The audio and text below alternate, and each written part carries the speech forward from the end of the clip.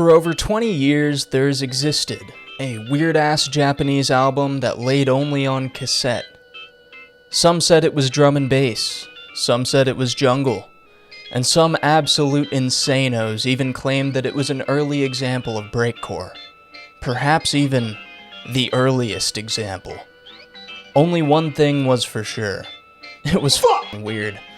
Hi guys, my name is Cracksmoker96, your favorite virtual idol, and today we are covering an album that was once thought to be lost. An album whose rip was once considered super duper rare. And an album that I've recently discovered through the power of the almighty YouTube subscription box. Welcome to the rarest album I've reviewed so far, KASTRO's No Hope OverKill. It's the Triple Beppo Super Show! Wow, now that's rare! Okay, so when I say that this album is weird, I'm saying it in a way that, I haven't really meant before. It's not just, oh haha, breakbeat over SpongeBob. It's more like breakbeat over early 80s video game beeps and boops remixed into whole new melodies, or breakbeat over just a looping conversation, sampled from Evangelion, kinda weird. So it's a similar vein of weird, but not necessarily the same category. This is like looking at a prehistoric amoeba, as compared to looking at a true life form from modern times. You know what I mean? So yeah, I can alright, I can definitely see why people say that this was one of the first examples of the breakcore subgenre, as it definitely has the big elements. Number 1, amen break a lot. Yeah, I mean, obvious, right? Number 2, weird-ass samples from anime and video games. That's a staple, right?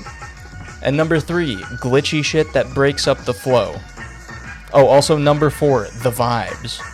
But Triple Beppo, it's not real breakcore. Man, go get a job or something, bitch. Go stick jumper cables on your nipples.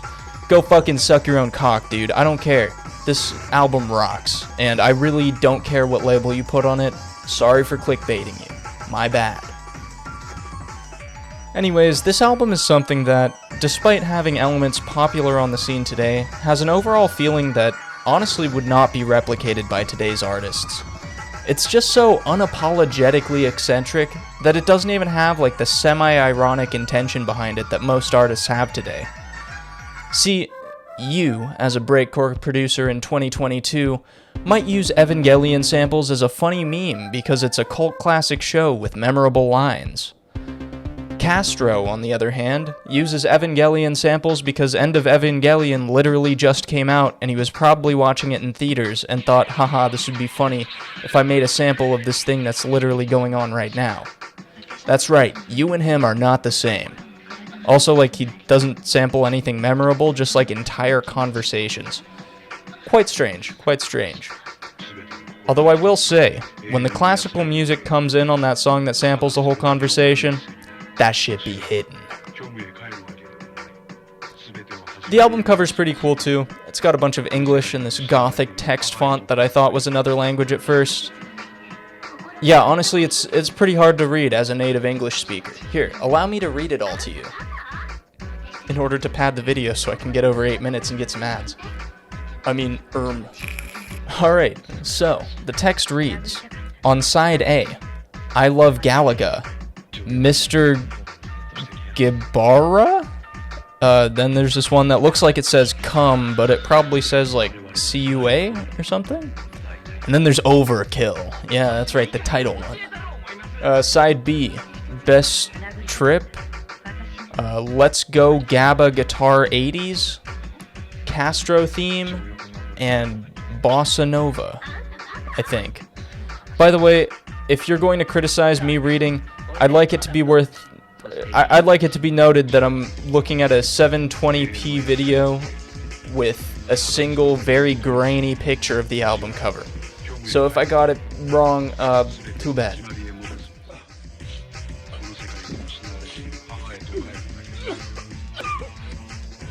Alright, so while editing this video, I've decided to go a little off script because I was a bit dissatisfied with the conclusion that I wrote 2 months ago. Let me underline why I liked this album so much. Basically, I like it because it stands as an example of the breakcore genre, if you choose to define it as such, that does not rely upon niche internet subcultures and ironic jokes. I feel that all too often, especially in the modern scene, people are too afraid to be weird. They kind of act like everything is ironic because they don't want to take responsibility for the things that inspire them. And alongside that, they try their best to fit into these niche subcultures and don't really try to do anything outside of the norm. Nowadays, Evangelion samples are commonplace, and they're pretty much expected. Those and Serial Experiments Lane samples, of course. But the thing with Kastro is, he was doing this long before it became a trend, long before it was lane-pilled, long before it was sewer-pilled. And he wasn't really doing it to appeal to an audience of internet degenerates. It was more so an expression of what he truly wanted to create, and it wasn't anything that was meant to conform to the status quo.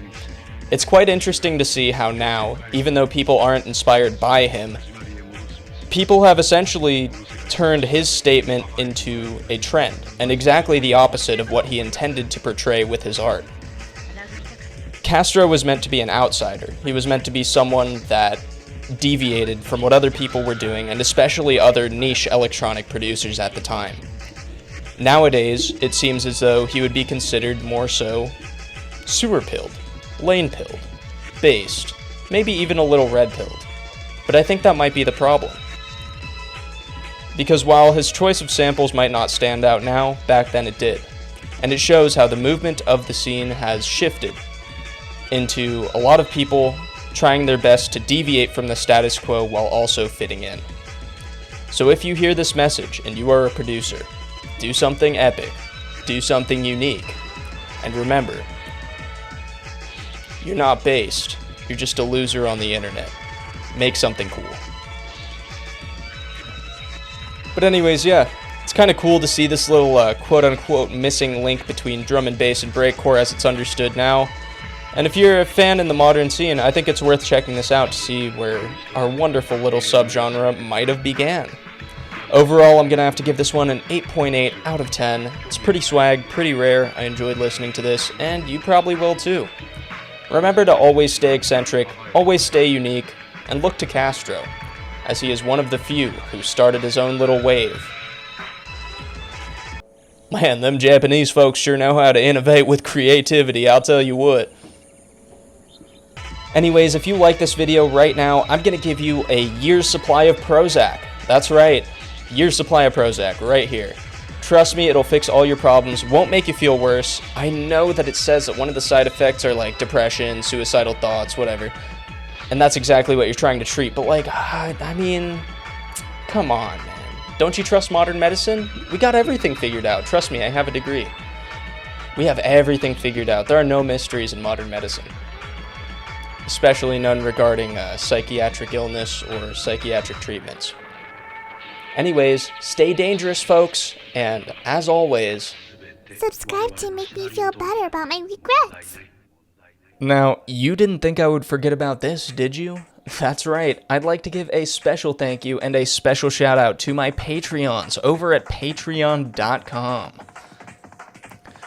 For our connoisseurs of fine art, I'd like to give a special thank you to Willow Sushi, Walter, Vershi, Thick Melon, Sad Femme, Rebecca, Prisoner Suicide, Mitkit, Lurker of the Gloom, Kim, Derpy Doug, Conscious Junk, and Chairfruit.